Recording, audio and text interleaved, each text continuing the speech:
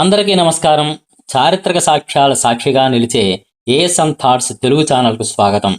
ఈరోజు మనం మన తెలుగు రాష్ట్రాల చరిత్రలో, ముఖ్యంగా ఉమ్మడి రాష్ట్ర చారిత్రక పరిణామాలలో అత్యంత ప్రాధాన్యత కలిగిన, ప్రతి ఒక్కరూ విశ్లేషణాత్మకంగా తెలుసుకోవలసిన ఒక చారిత్రక అంశం గురించి మాట్లాడుకోబోతున్నాం.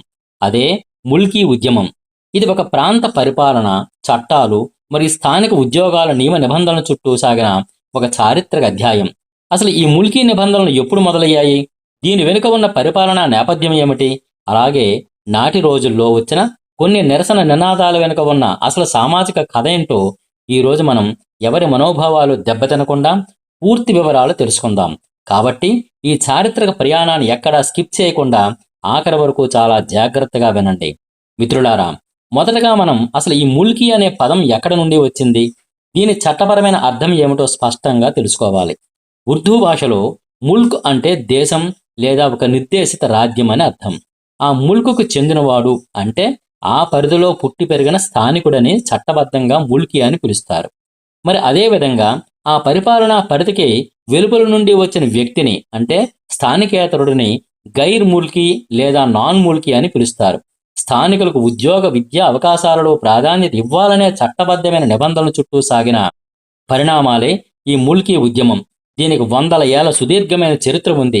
మనకు స్వతంత్రం రాకముందు నిజాం పరిపాలనా కాలం నుంచే ఈ చట్టాలు అమల్లోకి వచ్చాయి. మనం చరిత్ర పుటలను ఒకసారి వెనక్కి తిప్పితే ఆరో నిజాం మీర్ మహబూబ్ అలీ ఖాన్ పరిపాలనా కాలంలోకి వెళ్ళాలి. అది 19వ శతాబ్దపు చివరి కాలం. అప్పట్లో హైదరాబాద్ సంస్థానంలో ఆధునిక పరిపాలనా సంస్కరణ ప్రవేశపెట్టాలని నిజాం ప్రభుత్వం భావించింది. అప్పటి ప్రభుత్వ అవసరాలకు తగ్గట్టుగా ఆంగ్ల భాషా నైపుణ్యం, ఆధునిక విద్య ఉన్న పరిపాలనా నిపుణులు ఇక్కడ తక్కువగా ఉండడంతో అప్పటి దివాన్ అయిన సాలార్ జంగ్ ఉత్తర భారతదేశం నుండి, ముఖ్యంగా ఉత్తరప్రదేశ్, బీహార్, లక్నో, ఢిల్లీ వంటి ప్రాంతాల నుండి పెద్ద సంఖ్యలో విద్యావంతులను హైదరాబాద్కు పిలిపించారు. వారిని సంస్థానంలోకి ఉన్నత ఉద్యోగాల్లో, కీలకమైన పరిపాలనా స్థానాల్లో నియమించారు. అలా ఉత్తర భారతదేశం నుండి వచ్చిన వారినే చరిత్రలో హిందుస్థానీయులు లేదా గైర్ ముల్కీలు అని పిలిచారు. కాలక్రమేణా ఈ పరిపాలనా మార్పుల వల్ల స్థానికంగా చదువుకున్న హైదరాబాద్ యువతకు, మేధావులకు ఉద్యోగ అవకాశాలు తగ్గడం ప్రారంభమైంది. తమ సొంత ప్రాంతంలో తమకు తగినన్ని నౌకరీలు లభించడం లేదనే ఆందోళన స్థానికులలో వ్యక్తమైంది.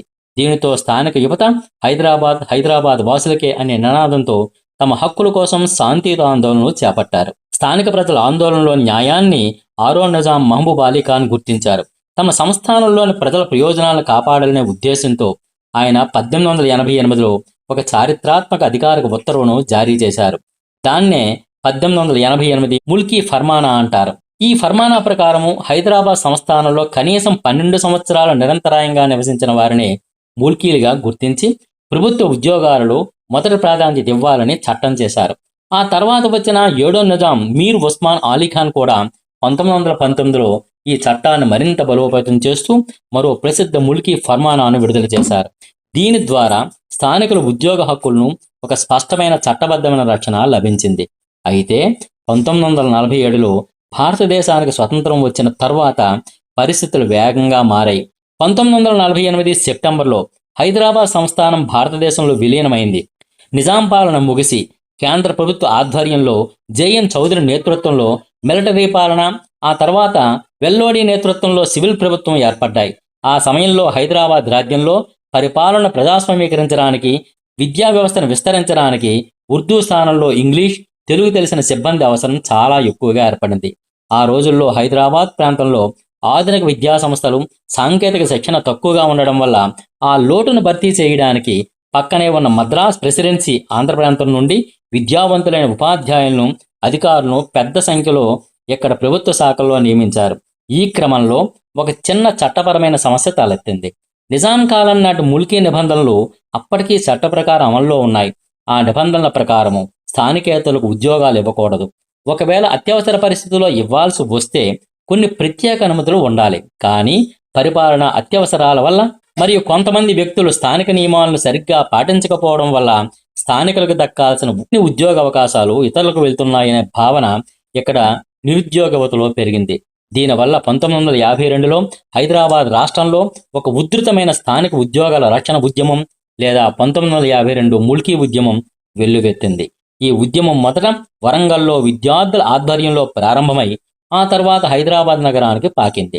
ఈ 1952 ఉద్యమ కాలంలోనే నిరసనకారులు కొన్ని ప్రత్యేక నినాదాలను వాడుకలోకి తెచ్చారు. అందులో ఒకటి నాన్ ముల్కీ గో బ్యాక్ కాగా మరొకటి ఇడ్లీ సాంబార్ గో బ్యాక్. ఇక్కడ మనం ఎటువంటి అనుమానాలకు తావు లేకుండా ఒక చారిత్రక నిజాన్ని స్పష్టంగా అర్థం చేసుకోవాలి. ఈ ఇడ్లీ సాంబార్ గో బ్యాక్ అనే నినాదం ఏ ఒక్క ప్రాంత ప్రజలనో లేదా వారి ఆహార అలవాటునో తక్కువ చేసి మాట్లాడడానికి ఉద్దేశించింది కాదు. సాధారణంగా ఏవైనా సామాజిక ఆందోళనలు జరిగినప్పుడు సమస్య తీవ్రతను సామాన్యులకు సైతం సులభంగా వివరించడానికి చట్టపరమైన క్లిష్ట పదాల కంటే సమాజంలో సులభంగా గుర్తుపట్టే కొన్ని సంకేతాలను వాడుతుంటారు. అప్పట్లో హైదరాబాద్ పరిధిలో జొన్న రొట్టెలు, బిర్యానీ వంటివి సాధారణ ఆహారంగా ఉంటే మద్రాస్ ప్రాంతం నుండి వచ్చిన వారి వల్ల ఇడ్లీ సాంబార్ వంటి వంటకాలు ఇక్కడ విస్తృతంగా పరిచయం అయ్యాయి. కాబట్టి ఆ నిబంధనల ఉల్లంఘనను, స్థానికేతర అధికారుల రాకను సూచించడానికి విద్యార్థులు ఒక ప్రతీకాత్మకమైన వ్యంగ్య నినాదంగా దాన్ని వాడారు తప్ప అది ఏ ఒక్కరిని వ్యక్తిగతంగా దూషించడానికి ఉద్దేశించింది కాదు.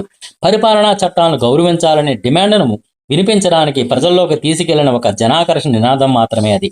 ఈ నిరసనల క్రమంగా ఉధృతమై 1952 సెప్టెంబర్ 3వ తేదీన హైదరాబాద్లోని చారిత్రక సిటీ కాలేజ్ వద్ద ఒక దురదృష్టకర సంఘటనగా దారితీసింది. అక్కడ జరిగిన విద్యార్థుల ప్రదర్శన నియంత్రించే క్రమంలో జరిగిన పోలీస్ కాల్పుల్లో కొందరు విద్యార్థులు, పౌరులు ప్రాణాలు కోల్పోయారు. ఈ విచారకరమైన ఘటన ఉద్యమ తీవ్రతను మరింత పెంచింది. దీనిపై పూర్తి స్థాయి విచారణ కోసం అప్పటి ప్రభుత్వం జస్టిస్ పింగళ జగన్మోహన్ రెడ్డి కమిటీని కూడా నియమించింది. మిత్రులారా, చరిత్రను గమనిస్తే ముల్కీ ఉద్యమం అనేది ఏ ఒక్క ప్రాంతానికి వ్యతిరేకంగా జరిగిన పోరాటం కాదు.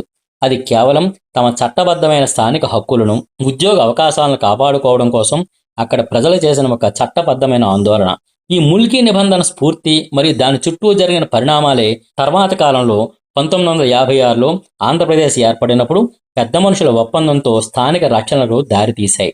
ఆ తర్వాత కాలంలో రాజకీయ, సామాజిక మార్పుల వల్ల రెండు ప్రాంతాల మధ్య అనేక చారిత్రక పరిణామాలు జరిగి చివరకు రెండు రాష్ట్రాలుగా విడిపోయినా ఆ ముల్కీ నియామాల చరిత్ర అనేది పరిపాలనా చట్టాల పరిణామ క్రమంలో ఒక అత్యంత కీలకమైన అధ్యాయంగా మిగిలిపోయింది.